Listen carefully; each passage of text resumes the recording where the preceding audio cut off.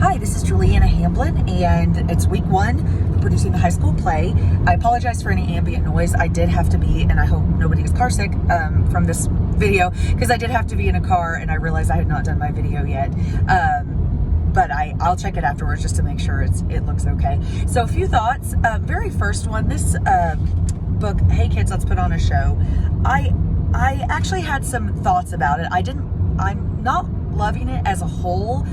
There's some really great tips in there, and I definitely, if you have never, done any theater before, and you know that your school or your community needs theater, then I think this is a really good book. But some of the stuff that Baughman says in there is very much like, I don't know if elitist is the right word, but I noticed that he's only worked in like Maryland and DC, and I'm in the South, and so some of the things that he talks about are just impossible for me to do.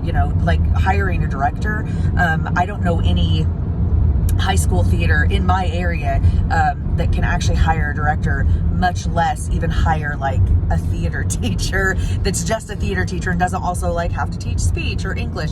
And I know that he has a chapter about saying, well, what happens, or he has a thing about like what happens if you can't hire a director, and I know he has a whole chapter about that. But just there's just a few things. I'm hoping that I see some more stuff that really works for me too. I'm excited to read the next few chapters about auditioning, etc., to see if there's some more information in there that's really going to work for me. But I think that was, I think I said in my first entry that I had to laugh. I was pretty cynical about it, and I got better at the end. But I do think he's kind of coming from a different position than maybe those of us in more rural areas. Not just the South. I know the North has rural areas as well. But, it seems like he was in some bigger areas. So, but I do think that there were some really good takeaways from that. The calling for everyone to come help. You're almost always going to get, family members who are going to come help.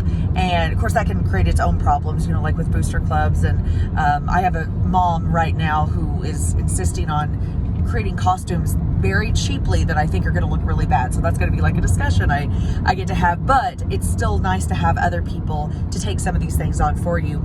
And I really think that the thing I agreed with the most is, having young kids and high schoolers in your plays. It's going to be the quickest way to make money, because they have, especially like younger kids, they have multiple grandparents, cousins, aunts, uncles, etc. So I really agree with that. Having children in plays, and having a feeder school or a feeder program is a really great way.